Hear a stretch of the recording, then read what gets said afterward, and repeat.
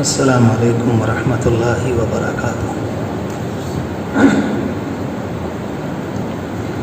بسم اللہ الرحمن الرحیم۔ الحمد للہ وکفی وسلام علی عبادہ الذین اصطفی، اما بعد۔ اعوذ باللہ من الشیطان الرجیم، بسم اللہ الرحمن الرحیم۔ قل یا ایہا الناس انی رسول اللہ الیکم جمیعا الذی لہ ملک السماوات والارض لا الہ الا هو یحیی ویمیت۔ وقال سبحانہ وتعالی ومن یطع اللہ والرسول فاولئک مع الذین انعم اللہ علیہم من النبیین والصدیقین إلى آخر الآية۔ وقال سبحانه وتعالى إن الذين يؤذون الله ورسوله لعنهم الله في الدنيا والآخرة وأعد لهم عذابا مهينا۔ صدق الله العظيم۔ وقد قال النبي صلى الله عليه وسلم أنا رحمة مهداة، او کما قال علیہ الصلاۃ والسلام۔ اللہم صل علی سیدنا محمد وعلی آل سیدنا محمد وبارک وسلم، صلی اللہ علی النبی الأمی۔ قابل احترام بھائیو،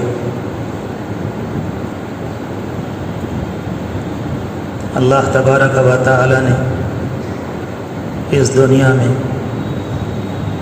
جب سے اس دنیا کو بنایا اور بسایا، روز اول سے انبیاء علیہم السلام کے دنیا میں آنے اور اللہ کی طرف سے نمائندہ بنا کر بھیجے جانے کا ایک سلسلہ جاری فرمایا۔ یہ اللہ کی شفقت تھی مخلوق کے ساتھ، یہ اللہ کی محبت، اللہ کی عنایت، اللہ کی کریمی۔ کوئی انسان اللہ تبارک و تعالی کی رہنمائی کے بغیر جو انسانوں کو نبیوں کے واسطے سے ملتی ہے،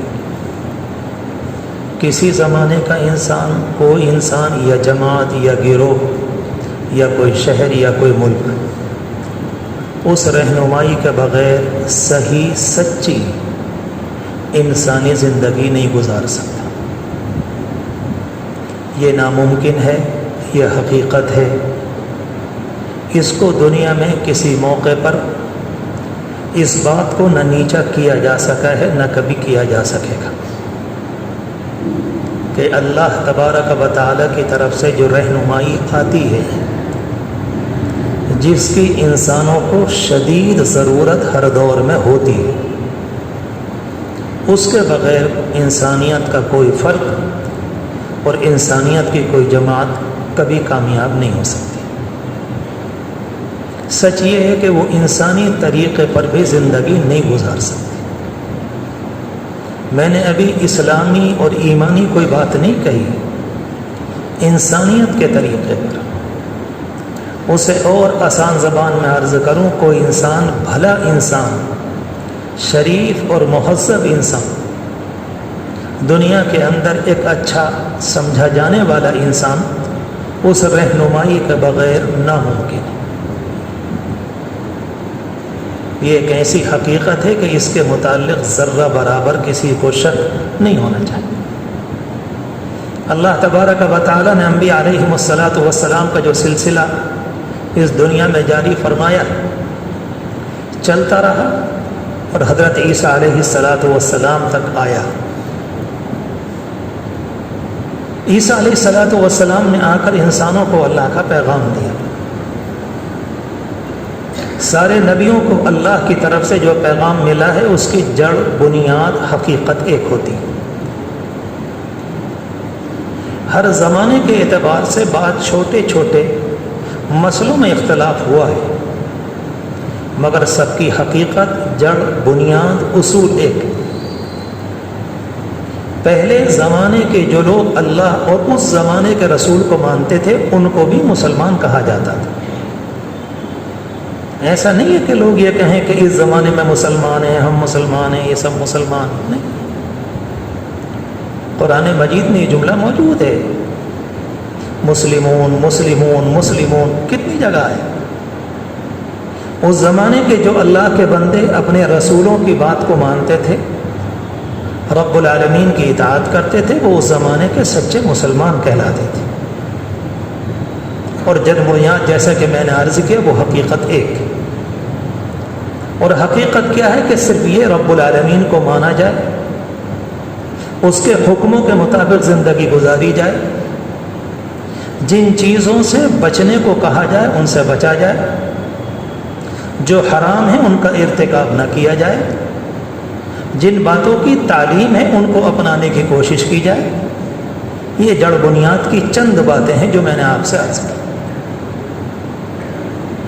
مسئلے کو گہرائی سے، حقیقت کو سمجھنا چاہیے۔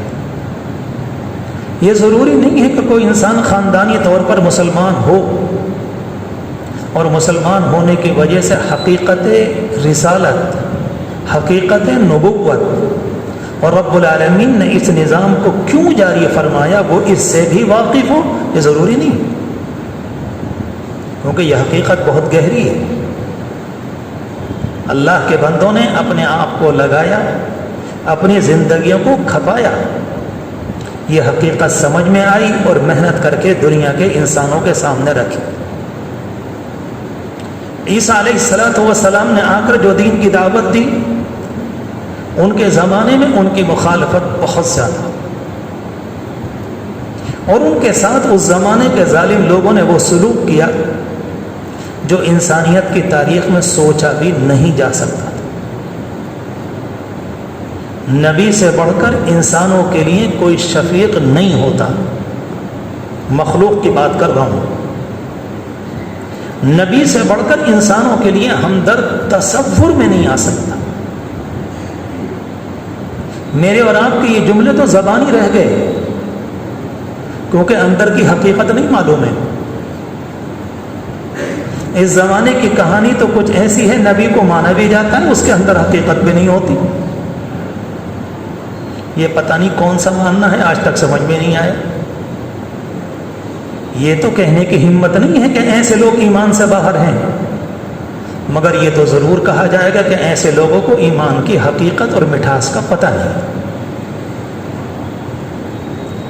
حضرت عیسیٰ علیہ السلام کے ساتھ اس زمانے کے لوگوں نے، اس زمانے کے ظالموں نے ان کے خلاف پروپیگنڈا کیا، اور ایک وقت آیا کہ اپنے عقیدے کے مطابق ان کو سولی پر چڑھا دیا۔ جو پوری کائنات میں انسانوں کے لیے سب سے زیادہ پیار دینے والا تھا، اس کو سولی پر۔ ہماری آپ کی دنیا میں کوئی بچہ اپنی ماں کو برا بھلا کہے تو آپ کیا کہیں گے کہ یار تم اتنے نیچے بذات ہو گئے، اپنی ماں کو گالیاں دیتے ہو۔ مجھے یاد ہے 15-20 سال پہلے ایک صاحب نے بیان کیا آ کر کہ آج ہمارے محلے میں 2-3 بیٹوں نے اپنی ماں پر چپل برسائی۔ میں نے اس واقعے کو اس جمعے میں جب بیان کیا تو مسجد میں ہو گئی۔ کیوں؟ کیونکہ آپ کا ذہن ماننے کو تیار ہے۔ کون کمینہ ہوگا، کون بدبخت ہوگا، شقی ہوگا، جلاد صفت ہوگا جو اپنی ماں پر ہاتھ اٹھائے، جبکہ ماں کی محبت صرف اتنی ہے کہ دودھ پلایا ہے، تربیت دی ہے، پرورش کی۔ لیکن انبیاء علیہم السلام کا معاملہ الگ ہے۔ انسانوں کے ساتھ بلا کی شفقت، وہ اپنے پورے خاندان کو انسانیت کے لیے اور انسانوں کو بنانے کے لیے پیچھے کر دیتے ہیں، کسی طرح سے انسانوں کا بھلا ہو جائے اور انسان کو صحیح زندگی مل جائے۔ اللہ کے رسول علیہ السلام کے متعلق حضرت عائشہ رضی اللہ تعالی عنہ کی روایت موجود ہے، فرماتی تھیں جب سے نبی بنے اور جس دن آپ دنیا سے گئے، آپ نے کبھی بھی اور آپ کے گھر والوں نے ایک دن میں 2 وقت پیٹ بھر کے کھانا نہیں کھایا۔ کیوں؟ آپ سوچو، 23 سال معمولی بات ہے، ساری دنیا کھا رہی تھی تو آپ بھی کھاتے رہتے۔ مسئلہ انسانیت کے مستقبل کا تھا کہ اگر انسانوں کو انسانوں کے حال پر چھوڑ دیا گیا تو یہ جہنم کا ایندھن بنے. پھر دنیا میں کوئی ایسا نہیں ہے جو ان کی بگڑی کو بنا سکے. یہ تباہ ہوں گے, برباد ہوں گے. ان کی نسلوں سے جو لوگ جنم لیں گے وہ ان سے بدتر ہوں گے, اور آگے چل کر یہ سلسلہ چلتا رہے گا. حضرت نوح علیہ السلام نے دعا کی تھی, اللہ ان سب کی چھٹی کر دے. یہ اتنے خبیث شیطان ناپاک مردود ہو چکے, لا یلدوا الا فاجرا کفارا. اگر ان کی اولاد بھی پیدا ہوگی تو بدترین ہی ہوں گے. یہ میں نے قرآن کا اشارہ کیا. عیسیٰ علیہ السلام کو لٹکا دیا ان کے عقیدے کے مطابق. اللہ کا شکر ہے ہمارا اور آپ کا یہ عقیدہ نہیں. نتیجہ کیا نکلا؟ رب العالمین کا غضب بڑھا. اس زمانے کے اس علاقے میں کیا حالات آئے وہ تو بڑی تفصیلی بات ہے, میں اس میں نہیں جاتا. صرف اتنا عرض کروں کہ رب العالمین کا غضب بھڑکا اور تقریباً 600 سال کے لیے رب العالمین نے نبوت کا سلسلہ ہی بند کر دیا. جاؤ مرو, بھاڑ میں جاؤ. تمہیں کوئی غیرت, کوئی شرم, کوئی حیا نہیں؟ تم نے کس کو لٹکایا پھانسی پر؟ جو تمہارا بہی خواہ, جو تمہیں انسان بنانے آئے. شریف آدمی کی قدر تو دنیا میں سبھی لوگ کرتے, تم سے ایک شریف, مہذب, ایک نیک آدمی کی قدر نہیں ہوئی. بڑی خطرناک کہانی ہے اس زمانے کی یہودیوں کی. الامان الحفیظ بیان کرتے ہوئے لرزات. اور آپ دیکھ لیں کہ اللہ کے رسول علیہ السلام تک ان کے اور آپ کے بیچ میں پھر کوئی نہیں. حالانکہ پہلے زمانے میں یہ نہیں تھا. پہلے زمانے کا تو معاملہ یہ تھا کہ یہاں بھی نبی, وہاں بھی نبی, وہ چلے گئے تو وہاں بھی نبی, وہ چلے گئے تو وہاں بھی نبی. 18ویں پارے میں قرآن مجید کی آیت ہے, ثم ارسلنا رسلنا تترا. پھر ہم نے تمہارے اندر نبیوں کی باڑ لگا دی, نبی پہ نبی, نبی پر. رب العالمین چاہتا تھا کہ ہم نے تمہارے لیے آسمان بنایا, زمین بنائی, آسمان کو ستاروں سے سجایا ہے, تم بھی ایک شاندار انسان پر کر رہو. اور صرف اس لیے بار بار بار بار ایک اللہ کا بندہ گیا, دوسرا آیا, وہ گیا, تیسرا آیا, وہ گیا, تیسرا آیا. بعض روایات کے مطابق 1 لاکھ کے اوپر نبی ہے. اللہ تبارک و تعالیٰ کی رحمت کو جوش آیا, اور آخر میں رب العالمین نے حضور پاک علیہ السلام کو رحمت للعالمین بنا کر ایک طویل عرصے کے بعد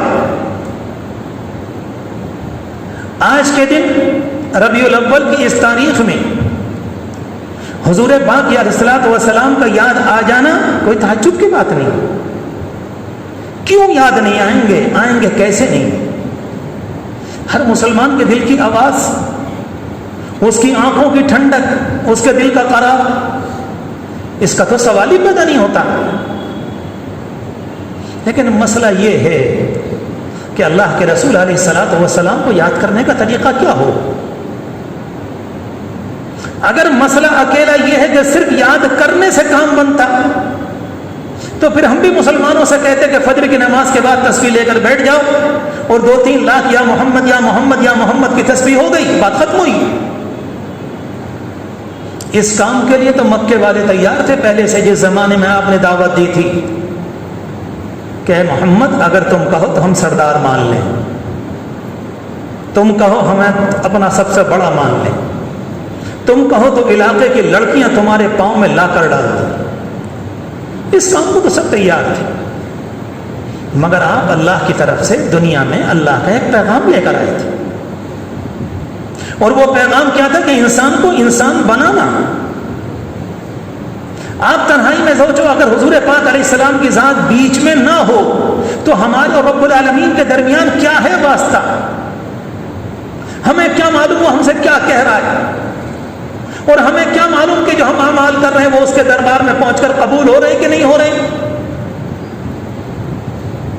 مسئلہ تنہا رسالت اور نبوت کا نہیں, یہ تو عقیدے کا حصہ ہے. مسئلہ اس سے بڑھ کر ہے کہ وہ ہمارے محسن ہیں. پوری کائنات میں مخلوق میں سب سے بڑھ کر انہوں نے احسان کیا کہ اس انسانیت کے دامن کو پکڑ کر اپنے نبوت سے جکڑ کر رب العالمین تک کا راستہ دکھلایا. اور اگر یہ ساری باتیں نہ ہوتی تو آپ دیکھ لیں کہ اس زمانے میں کیا حال ہوتا. کہیں دور جانے کی بات نہیں، مدھیہ پردیش، مہاراشٹر یا آپ کا راجستھان، اس کے جنگلوں میں آدیواسی پائے جاتے ہیں. کتنے لوگ وہاں سفر کرتے ہیں وہ دیکھتے ہیں. صرف اتنا ایک کپڑا ہوتا ہے یہاں تک، اس کے علاوہ کچھ نہیں معلوم. انہیں نہیں معلوم انسان ہے، وہ بھی کسی ماں کے جنے ہوئے ہیں. آپ کیا کہیں گے یہ انسان نہیں ہے؟ یہ آدم کی اولاد نہیں ہے؟ کیا ان کے کوئی ماں باپ نہیں ہیں؟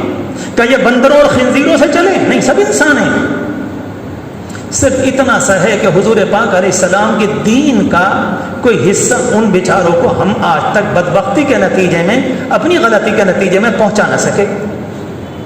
حال یہ ہے کہ کپڑے بھی نصیب نہیں، نہ کھانے کا طریقہ، نہ پہننے کا طریقہ، کیا کھانا ہے کچھ بھی نہیں معلوم. ان کی غذائیں سننے کے بعد ہنسی آتی کہ کیا کیا کھاتے ہیں. اگر حضور پاک علیہ الصلوۃ والسلام کی آمد نہ ہوتی تو دنیا اس سے بھی بدتر حال میں ہوتی.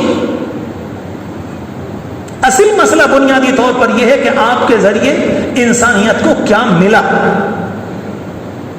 اگر اس بات کو لمبا بیان کریں تو سچی بات یہ ہے، مختصراً عرض کروں، انسان کو آپ نے آ کر انسان بنا دیا. ورنہ تو ہزاروں خانوں میں زندگی تقسیم ہے. میرے گھر کا معاملہ، میری تجارت کا معاملہ، میرے دوستوں کا معاملہ، میرے دشمنوں کے ساتھ معاملہ، میری اپنی تجارت، میرا اپنا رہن سہن، میرا تنہائی کا کمرہ، میرے دوسرے کے ساتھ معاملہ، بیوی کے ساتھ، بچوں کے ساتھ، اولاد کے ساتھ، ماں باپ کے ساتھ، دوست احباب کے ساتھ، دنیا کے قانون، کوئی کسی پر ظلم کرے، کوئی کسی کو مارے، یہ تو ہزاروں ہیں. اور آپ نے آ کر انسانیت کو ایک ایک چیز بیان کی، ایک ایک چیز. ایک طریقہ تو یہ ہے کہ ماننے کا جو آج کے دن ہو رہا ہے سب جگہ، میں دیکھ رہا ہوں، آپ بھی دیکھ رہے ہیں. میں سوچتا ہوں ہائے اس قوم کو کیا ہو گیا. بڑی شاندار یاد ہے، رات کو قمقم میں لٹکائی دی اور باقاعدہ ایک دن پہلے بڑی شاندار گاڑی منڈوائی جاتی ہے بڑے شاندار طریقے سے. ذرا کل کو لوگ ملنے آئیں گے، ذرا ان کا منہ تو دیکھو. توبہ استغفر اللہ. تمہیں کہتے ہوئے شرم نہیں آتی؟ چلو بھر پانی میں کہ ڈوب مرے ہوتے. جیسے عید سے ایک دن پہلے حجام کے ہاں بھیڑ ہوتی ہے نا، بالکل اسی طرح سے بھیڑ ہے کہ کل کو ہم عید میلاد النبی منا رہے ہیں. ہائے ہائے، ڈر لگتا ہے کچھ کہتے ہوئے. عیسائیت کی تاریخ پر اگر نگاہ رہے گی تو بات سمجھ میں آ جائے گی، اور عیسائیت کی تاریخ پر اگر نگاہ نہیں ہوگی کسی درجے میں تو مسئلہ آسانی سے سمجھ میں نہیں آئے گا. ارے وہ دین بھی تو اللہ کی طرف سے آیا تھا، وہ بھی اللہ کے نبی تھے، وہ بھی شریعت لے کر آئے، وہ بھی ایک قانون لے کر آئے، مگر دھجیاں اڑا دی. سب سے زیادہ خنزیر وہ قوم کھاتی، سب سے زیادہ شرابیں وہاں پی جاتی، سب سے زیادہ زناکاری وہاں ہوتی، سب سے زیادہ بےہودگی، عیاشی، بدتمیزی ان کے یہاں ہوتی ہے. اور وہ کہتے ہیں نہیں، یہ تو ہم عیسیٰ علیہ الصلوۃ والسلام اپنے نبی کی خوشی میں کر رہے ہیں. عیسیٰ علیہ السلام اور شراب، عیسیٰ علیہ السلام اور زناکاری، عیسیٰ علیہ السلام اور عیاشی، عیسیٰ علیہ الصلوۃ والسلام اور گندگی، یہ تم نے کیا جوڑ لگایا؟ جس طرح سے 7ویں زمین میں اور 7ویں آسمان میں فرق ہے، ان دونوں باتوں میں اتنا ہی فرق ہے. میں سچ کہتا ہوں کہ آج کے دن اگر یہ خبریں ملتی کہ سنبل کے فلاں محلے نے یہ قسم کھائی ہے کہ آج کے بعد پورے محلے میں ایک بھی نماز نہیں چھوڑے گا، بخدا ایک دفعہ کو دل میں طاقت آ جاتی.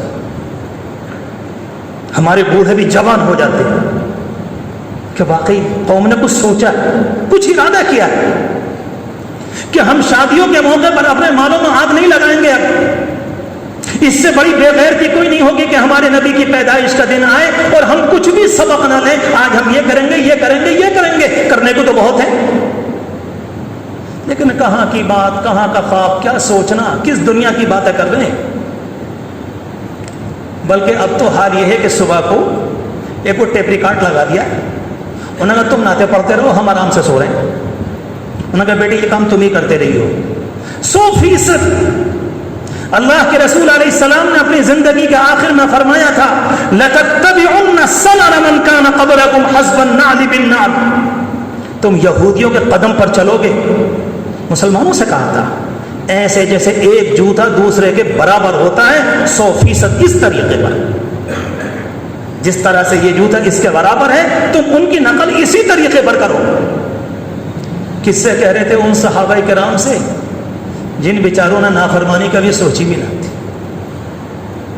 ان کا حال تو یہ تھا جو کہہ دیا وہی کر لیا، جو کہہ دیا وہی کر لیا، مگر آپ نے ان سے یہ فرمایا کہ نہیں آگے چل کر ایسا ہوگا۔ ایک موقع پر آپ نے جملہ فرمایا تھا، اس ذات پاک کی قسم جس کے قبضے میں میری جان، ایک وقت آئے گا تمہارے نوجوان تمہارے قبضے سے باہر ہوں گے، تمہارے نوجوان تمہارے قبضے میں نہیں ہوں گے۔ صحابہ کرام بیٹھے ہوئے اچنبے میں آنکھیں پھٹ گئیں۔ اب ادھالی کا لگا انہوں یا رسول اللہ کہ اللہ کے رسول ایسا ہوگا؟ فرمایا اس ذات پاک کی قسم جس نے پیغمبر بنا کر بھیجا ہے حالات اس سے بھی خطرناک ہیں۔ پھر آپ نے ایک موقع پر پھر فرمایا ایک وقت وہ آئے گا کہ تمہاری لڑکیاں تمہارے قابو سے باہر ہوں گی۔ میں سوچا کرتا ہوں صحابہ کرام پر کیا بیت رہی ہو۔ صرف یہ کہا جاتا ہے کہ انہوں نے سوائے ماننے کے اطاعت کے کوئی بات سمجھی نہ تھی۔ آپ نے فرمایا ہوگا، آپ نے فرمایا ہوگا، آپ نے فرمایا ہوگا، اللہ کے رسول سچ فرمایا۔ دو باتیں آتی تھی ان کو، اگر اللہ کے رسول علیہ السلام نے پوچھا کیا تم جانتے ہو تو جواب میں کہہ دیتے واللہ ورسولہ اعلم، اللہ اس کا رسول بہتر جانے، ہمیں کچھ پتا ہوتا ہے۔ ایک تو انہیں یہ آتی تھی، اور دوسری بات یہ آتی تھی کہ اگر کبھی چہرے انور پر غصہ آیا تو صحابہ کرام آگے کہتے تھے رضیت باللہ ربا، اے پیغمبر ہم اللہ کو رب مان کر راضی ہو گئے، آپ کو پیغمبر مان کر راضی ہیں، دین اسلام کو اپنا دین کر مان کر راضی ہیں، بس اس کے سوا کچھ۔ یہ جملہ سوال کے موقع پر اور یہ جملہ کسی ناگواری کے موقع کہ جی ہمیں کچھ نہیں معلوم، ہم نے تو اللہ کو اللہ جانا، آپ کو نبی کو۔ اللہ کے رسول علیہ السلام نے فرمایا کہ حالات اس سے بھی خطرناک ہیں۔ اور ایک عجیب و غریب جملہ آپ نے آخر میں فرمایا کہ ایک زمانہ وہ آئے گا جو امت مسلمہ دنیا میں آئی ہے صرف اس لیے، اور ایک دفعہ اور کہتا ہوں صرف اس لیے کہ نیکیوں کا حکم کرے۔ آپ نے فرمایا کہ ایک وقت آئے گا تم برائیوں کا حکم کرو گے اور نیکیوں سے تم روکو گے۔ ہائے ہائے، لَتَنْهَوُنَّ عَنِ الْمَعْرُوفِ وَلَتَأْمُرُنَّ بِالْمُنْكَرِ، تم برائیوں کا حکم دو گے۔ اللہ اکبر۔ صحابہ کرام کہتے ہیں کیا ایسا ہوگا کہ اللہ کا رسول ہوگا؟ آپ نے فرمایا کہا اس سے بھی خطرناک ہے۔ تو میں نے عرض کیا نبی کی آمد یاد کرنے کا ایک طریقہ وہ ہے، اور دوسرا طریقہ یہ، اگر آج کے دن کسی موقع پر حضور پاک علیہ الصلوۃ والسلام کی تعلیمات کو کسی درجے میں، پوری قوم کسی درجے میں کم از کم دلوں میں، ذہنوں میں، مزاج میں تازہ کر لے تو یہ کہا جائے گا کہ کم از کم ربیع الاول نے آ کر آنکھیں تو کھول دی، کچھ تو شعور دے دیا۔ آپ یقین جانیں آج کے دن بھی فجر میں کسی مسجد میں ایک نمازی بڑا ہوا نہیں تھا۔ اس سے کیا مطلب؟ آج کے دن ہم سچائی کا عہد کر لیں نبی کی آمد کا، اس سے کیا مطلب؟ آج کے دن ہم یہ قسم کھا لیں کہ لڑکیوں کو نہیں دیکھیں گے نبی کی آمد کا، اس سے کیا مطلب؟ آج کے دن ہم بدماشی نہیں کریں گے نبی کی آمد کا، اس سے کیا مطلب؟ نبی نبی نبی آئے ہیں، ٹھیک ہے، پھر آپ سوچو تو صحیح، عالم ارواح کی مخلوق کیا کہتی ہوگی؟ تم لنگور ہو، تم بندر ہو، تم ہو کیا چیز؟ خدا کی پناہ، اللہ تبارک و تعالیٰ نے اپنے پیغمبر کو اس لیے بھیجا تھا کہ جاؤ میرے عزیز جوانوں جو کالج کے پڑھنے والے ہو، میرے جملے کو یاد رکھنا، حضور پاک علیہ الصلوۃ والسلام اپنے زمانے کے بہترین تاجر تھے۔ بیچ میں رک کر ایک بات کہہ رہا ہوں، بہترین تاجر، آخری درجے کا تجارت کا ہنر رب العالمین نے آپ کو دیا تھا۔ اگر مٹی پر ہاتھ لگا دے تو سونا بن جائے۔ مکے کے تاجر جاتے تھے ملک شام میں تجارت کرنے، آپ بھی گئے، لیکن جب لوگ لوٹ کر آتے تھے کہتے تھے کسی کو اتنا نفع نہ ہوا جتنا نفع آپ کو ہوا۔ آخری درجے کا ہنر، مسئلے کو سمجھنا، مارکیٹ کو سمجھنا، وہاں کی قوت خرید کو سمجھنا، کیا لانا ہے اور مکہ مکرمہ کے اندر کیا پیش کرنا ہے، یہ سارے کے ساری پلاننگ آپ کے ذہن میں تھی۔ اس زمانے کے تصور میں لوگوں میں یہ بات نہیں تھی، اس لیے آتا ہے کہ آپ مکہ مکرمہ کے اگر آپ اس سلسلے ہوتے مثلا خدا نہ کرے ایک بات میں عرض کر رہا ہوں تو مکہ مکرمہ نہیں پورے عرب کے علاقے کے دنیا کے سب سے بڑے تاجر ہوتے، اتنی اللہ نے ذکانت دی تھی. مگر ایک وقت آیا رب العالمین نے فرمایا کہ نہیں، اب آپ کی ذمہ داری ہے، آپ اس کام کو کریں. کام شروع کیا اور آپ تو جانتے ہیں یہ کام شروع کرنا کیا تھا، آندھیوں سے ٹکراؤ، سیلاب کے دھارے پر الٹا چلنا، دریا ادھر سے بہ رہا ہے کوئی آدمی ادھر سے تیرنے کی کوشش کرے، آندھیاں ادھر سے آ رہی کوئی آدمی ادھر سے پیدل چلنے کی کوشش کرے. اس انسان کا وجود کیا ہے؟ بڑے بڑے درخت گر جاتے ہیں.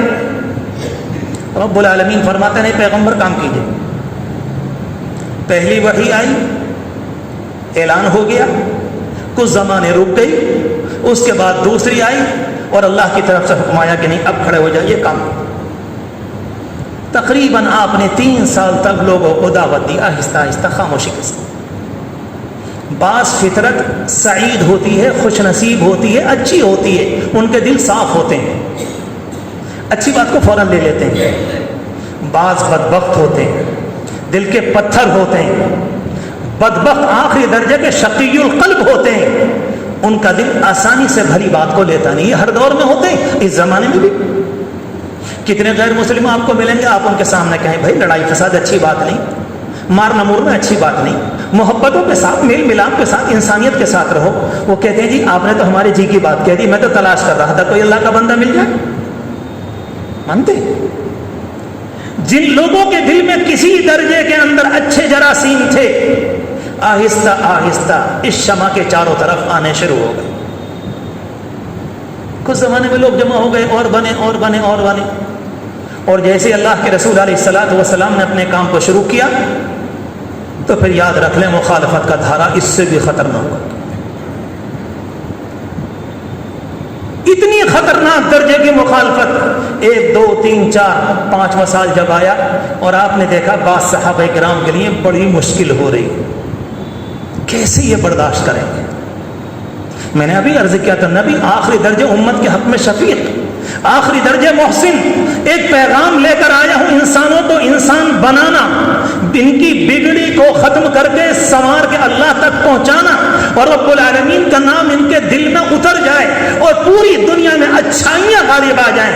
ہم جب اس زمانے میں غیروں کے سامنے بولتے ہیں اسلام غالب آ جائے تو لوگوں کی آنکھیں پھٹ جاتی ہیں کہ آپ تو اسلام کی باتیں کر رہے ہیں. نہیں میرے پیاروں، اگر اس بات کو یوں کر کے کہو گے اسلام یہ چاہتا تھا کہ دنیا میں اچھائیاں غالب آ جائیں، تو سامنے والا کہتا ہاں اب آپ ٹھیک بات کہہ رہے ہیں، آپ تنہا اپنی اس کی نہیں کہہ رہے بلکہ آپ صحیح بات کہہ رہے ہیں، اصل یہی تو تھا اور کیا تھا.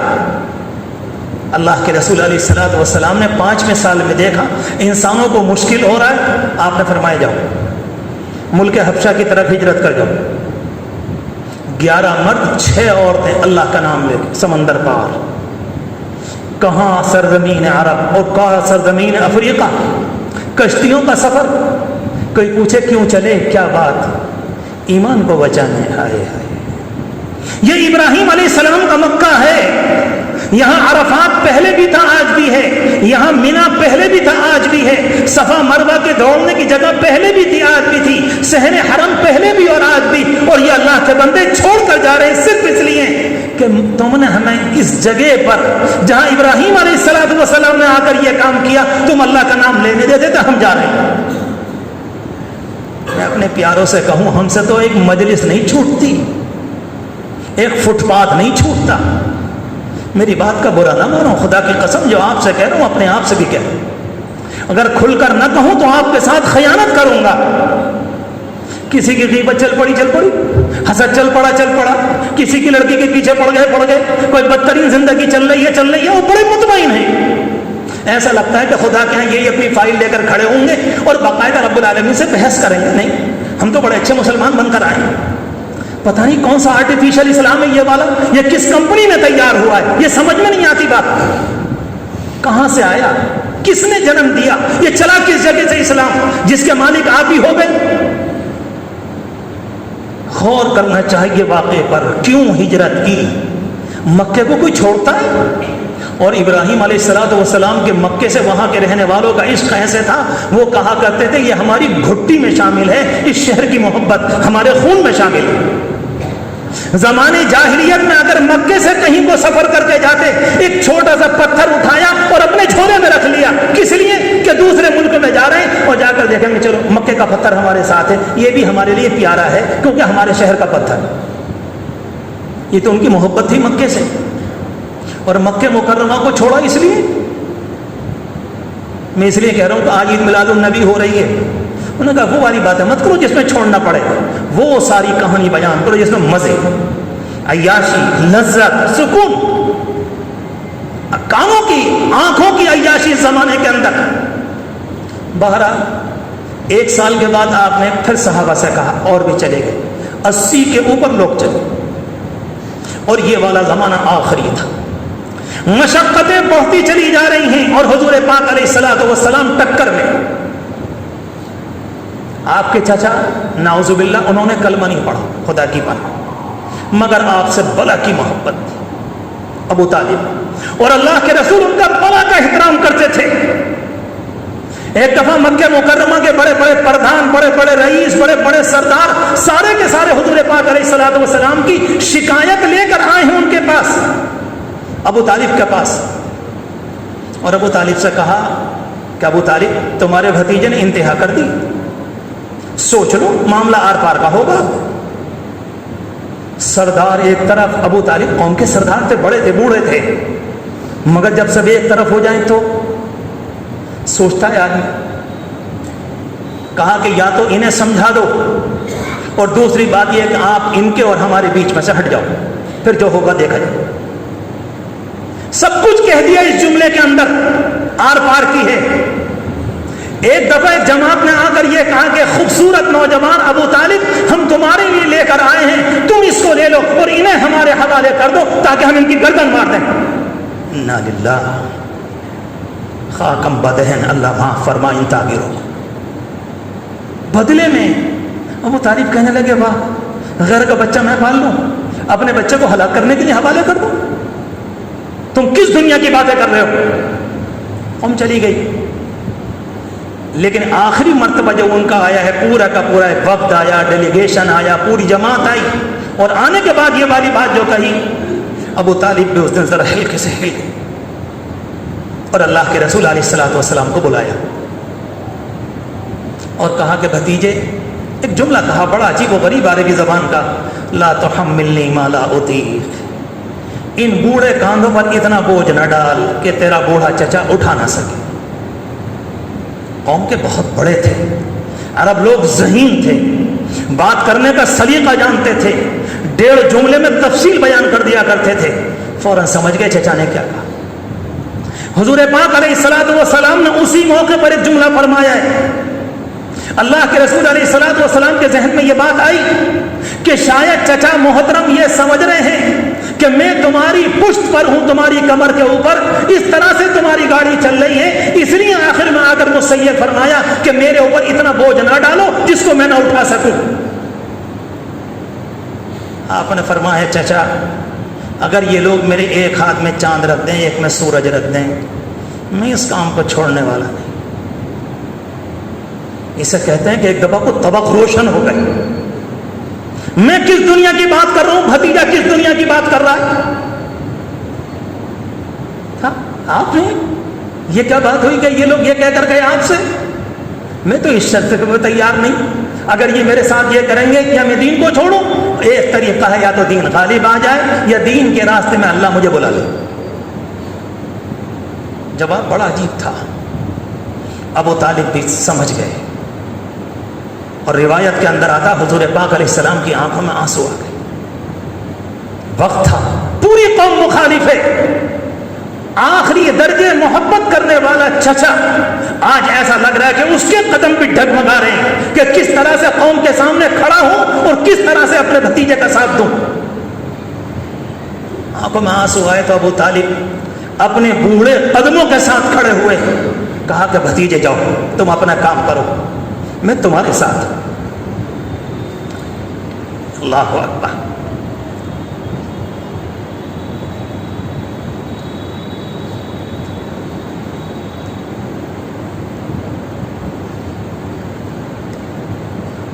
آپ نے کام شروع کیا، وقت چلتا رہا، اور ساتھ اور ایک وقت آیا تقریباً نبوت کا 10واں سال۔ اس سال اللہ کے رسول علیہ السلام کے سامنے 3-4 معاملے آئے۔ نبوت کے اعلان کے 10ویں سال میں اللہ کے رسول علیہ السلام کے یہ چچا اللہ کو پیارا، اور بخاری شریف میں عجیب و غریب واقعہ، آخری درجے محبت تھی اللہ کے رسول علیہ السلام کو چچا سے، اور ساری محبت کا نچوڑ یہ تھا کہ چچا تم نے میرے ساتھ بہت کچھ کیا ہے، کاش کاش تم اسلام پہ آ جاؤ۔ اللہ کے رسول کا اسلام ہم سب سے یہی تو کہہ رہا ہے، کاش تم میرے سچے ماننے والے ہو۔ یہ اداکاری، یہ نوٹنکی، یہ سرکس کب تک کرو گے تم؟ کس کو دھوکہ دے رہے ہو؟ یخادعون اللہ وما یخدعون الا انفسهم، خدا کو دھوکہ دے رہے ہو؟ نہیں، اپنے آپ کو دھوکہ دے رہے ہو۔ یہ اداکاری کب تک؟ لائٹنگ لگا دی، ڈیک چل گیا، چھٹی ہو گئی، بات ختم۔ جہاں تھے وہاں کے وہیں، جو بدتمیزی کل تھی وہ آج بھی، جو عیاشی کل تھی وہ آج بھی، جو بے حیائی تھی کل بھی وہ آج بھی۔ کس طرح کا کوئی فرق آیا؟ اس کو کہتے ہیں دین بنانا۔ انا للہ۔ 10ویں سال میں ابو طالب کا بھی انتقال ہوا، اور حضور پاک علیہ السلام کے زوجہ مطہرہ حضرت خدیجہ رضی اللہ تعالی عنہ، ہماری ماں، وہ بھی اللہ کو پیاری، عجیب و غریب عورت تھی وہ، اللہ کی بندی۔ جب کبھی گھر کے باہر سے آپ ستائے ہوئے آئے، اس اللہ کی بندی نے ہمت دی، نہیں اللہ کے رسول آپ اللہ اکبر۔ آج بھی کسی گھر میں کوئی اللہ کی پاکیزہ بندی ہو، وہ اس زمانے کے شوہر کو اسلام پر کھڑا کرتی ہے، اور اس کے بعد اس کی سپورٹ بنتی ہے کہ دنیا سے کیا ہوتا ہے۔ پریشانیاں اسی دن سے، رنگ کے اوپر مر کر ایسی لڑکیوں کو گھروں میں لے آئے جن کا دین سے کوئی تعلق نہیں تھا، اور جب گھروں کا بیڑا غرق ہو گیا تو کہتے مولوی صاحب تعویذ دے دیجئے، حالات پڑے آئے۔ ابھی کیا ہے، ستاروں کے آگے جہاں اور بھی، ہم نے جو کیا ہے وہ ہمارے سامنے آئے گا، یہ اللہ کا قانون ہے۔ حضور پاک علیہ السلام کا عجیب و غریب معاملہ تھا ان کے ساتھ۔ جب بھی آپ آئے انہوں نے تسلی، جب بھی آپ آئے۔ حدیث شریف میں آتا کہ انتقال کا ان کے بہت دن کے بعد ایک موقع پر اللہ کے رسول علیہ السلام نے حضرت خدیجہ کو یاد کیا، اور حضرت عائشہ رضی اللہ تعالیٰ عنہ بڑی محبوب تھیں، آپ بڑی محبوب، آپ ان سے بہت پیار فرماتے، بڑی محبت، بڑی عنایت۔ ایک موقع پر کہنے لگی ان کے انتقال کے بہت زمانے کے بعد کہ اللہ کے رسول علیہ السلام ایک بوڑھی عورت تھی، ٹھیک ہے اس زمانے میں آپ کا بڑا ساتھ دیا، آپ تو انہی کو یاد کرتے رہتے ہیں۔ کہنے کو تو کہہ گئی، بخاری شریف کی روایت ہے، عائشہ تم کیا جانو وہ کیا تھی، انہا لکانت کانت کانت، جملہ اسی طرح سے۔ اس اللہ کی بندی نے میرے قدموں کو جمایا، اس اللہ کی بندی نے میری پیٹھ کے پیچھے کھڑے ہو کر میرا ساتھ دیا، اس اللہ کی بندی نے اپنے مال کو لا کر میرے قدموں میں ڈالا، اس اللہ کی بندی نے میرے ساتھ یہ کیا اور یہ کیا اور یہ کیا۔ اتنا نبھایا کرتے تھے آپ اس رشتے کو کہ ان کے انتقال کے بعد اگر حضرت خدیجہ رضی اللہ تعالی عنہ جو ہماری مبارک ماں ہیں، اگر ان کی کوئی سہیلی ملنے کے لیے آ گئی، حضور پاک علیہ السلام ان کا بھی استقبال کرتے تھے، یہ میری بیوی کی سہیلی ہیں اور اس نے میرے ساتھ یہ کیا۔ کیا سیرت ہے، کیا ہے۔ اس 10ویں سال میں ان کا بھی انتقال۔ اب مکہ مکرمہ میں ابو طالب کے انتقال کے ہو جانے کے بعد آپ کا کوئی سرپرست وہاں کے قواعد قاعدے کے لحاظ سے، نظام کے لحاظ سے، مکے کی سوسائٹی کا جو قانون تھا کہ کوئی سرپرست آپ کا ہونا چاہیے، آپ اس سے محروم ہو گئے دنیا کے اعتبار سے۔ ابو طالب چلے گئے، اور جس وقت ابو طالب جا رہے تھے، میں نے پرسوں ہی دیکھی بخاری شریف میں حدیث، پرسوں کی بات، جس وقت ان کا انتقال ہو رہا تھا، اللہ کے رسول علیہ السلام بیٹھے ہوئے تھے، اور عبداللہ ابن امیہ اور ابو جہل دونوں بیٹھے تھے۔ عبداللہ ابن امیہ اور ابو جہل دونوں بیٹھے تھے، مکہ مکرمہ کی بات ہے۔ اللہ اکبر، ایک اللہ کا بندہ اپنے چچا کو جہنم سے گھسیٹنے کو تیار ہے، اسلام اپنی دعوت دے رہا ہے، اور وہ پکے درجے کے ناہنجار اس کوشش میں ہیں، نہیں نہیں فاوردہم النار، تم بھی جہنم میں اور ہم بھی جہنم۔ دنیا میں ایسا بھی ہوتا ہے، اللہ کے رسول علیہ السلام نے فرمایا چچا ایک دفعہ کلمہ کہہ دیجئے، ایک دفعہ، تاکہ اللہ کے ہاں کچھ کہنے کا موقع مل جائے. کلمۃ احاج، ایک دفعہ کہہ دیجئے تاکہ میں کچھ عرض کر سوں ہاں اللہ کے دربار میں آپ کے لیے. اور وہ کیا کہتے ہیں؟ ارے آخری وقت میں اپنے دین سے، آخری وقت میں. میرے پیارے جوانوں یہ مت سوچو یہ کہانی اس زمانے کی، یہ ہر وقت ہے. اس زمانے میں آپ کو اگر کوئی دین کی بات پتا، اچھا تم تو فلاں مولوی صاحب کے ماننے والے، فلاں مسلک کے ماننے والے، فلاں مدرسے کے ماننے والے، اور فلاں کے ماننے والے، فلاں کے ماننے والے. اللہ کے بندو کب تک پڑو گے جھگڑوں میں؟ اللہ کا شکر ہے میرے پیارے مجمع میں تو کوئی نہیں ہوتا، مگر بات تو پہنچتی ہے دور تک. کب تک ان چکروں میں، اسی میں کہانی، اسی میں زندگی گزری جا رہی ہے.